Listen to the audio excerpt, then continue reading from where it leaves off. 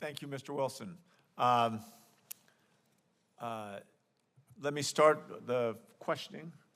Am I missing anything? I always looked up at the ranking member because he really actually understands politics much at a deeper level than I do. When I'm in trouble, he kicks me under the desk, or nudges, I should say. Anyway, Mr. Kotran, AIEDU is launching AI literacy initiatives across the country, including a recently launched partnership in Colorado. How do you work with local leaders and employers to help customize the training resources and ensure that they are responsive to local or regional training needs? Yeah, thanks for the question. So our work is really different state to state. Colorado is an example of a state where we've actually found the opportunity to push forward a statewide initiative. So in Colorado, we've worked with an organization called the Colorado Education Initiative, which actually used to work directly with school districts and spun out into an independent nonprofit.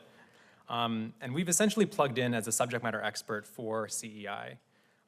CEI over the past year has convened hundreds of stakeholders across the education system, the workforce, and the political community. And this is really top-down advocacy work to create the demand and the awareness for not just the goalposts, which are how do we make sure that teachers are trained and students are ready, but also creating awareness about what are the systemic components that have to be in place, which ultimately comes down to training and building capacity with teachers. Got it. Thank you. Mr. Wilson, as we undergo this new technological revolution, we want to make sure that workers aren't left behind. How do you think that federal government can best position training resources to make sure that they reach traditionally underserved workers, including those in rural communities, those who might speak different languages, those completely outside the technology industry? Thank you for that question, Chairman. I would look at it from the perspective of, I'm looking at it from a community college perspective. I think community colleges across the country are the most representative of communities and constituencies. And I think if we put focus on those two-year programs and actually doing workforce-related programs and putting funding towards those programs, it more so prepares students to be ready to work right after they get that two-year degree, instead of the traditional, you transfer from a two-year and then go to a four-year and then try to get a career. A lot of students at the community college level are actually equipped, and if there are just more funding put towards it, I think it'd be very beneficial for students coming with a two-year degree to be able to get into the workforce. Great, thank you.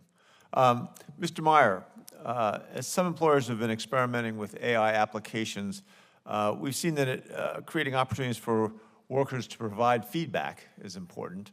So what steps are you taking, or should others be taking, to collect feedback from workers about their experiences as they interact with these AI applications? And how would that feedback impact your efforts going forward? Thank you very much for the question, Senator Hickenlooper. First of all, employers, as most of them are doing right now, need to have their open door policies for their employees to come in and their workers to come in to tell them, like, this is what my experience has been, and this, because employers then should take that feedback and use it to improve the employee experience. Because, just from a personal standpoint, as far as I see, the biggest value for AI is for people and organizations to focus on what is really important. The WRI, what's really important. Whatever your what's really important is, or whatever organization you're at, using AI and having people who can use it will give those individuals the time, the organizations the time to focus on their WRI, what's really important. And you're never going to know what's really important unless you're speaking to your people.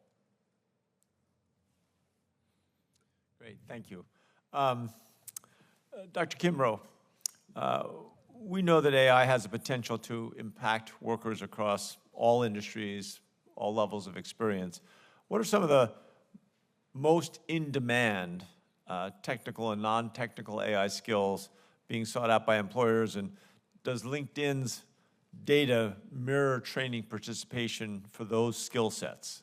Or those workers across industries, are they seeking out such training opportunities, and are there perhaps some industries that are more engaged in training than others? Let's say it nicely. Thank you, Chair Hickenlooper. I would say that in terms of the most in-demand skills that we see both for like technical talent and non-technical talent, starting with technical, it's very clearly things like generative AI, machine learning, generative neural networks. Things like that are highly technical, and these are used by engineers who are forming and building these models and training them. The non-technical AI skills for the average person who wants to build their literacy is more around use of tools in the workplace or at home. It could be things like Copilot or ChatGPT. So just basic applications. But if you go broadly and say, what is LinkedIn doing? And I think that was the other part of your question, is how do we think about what we see in our data?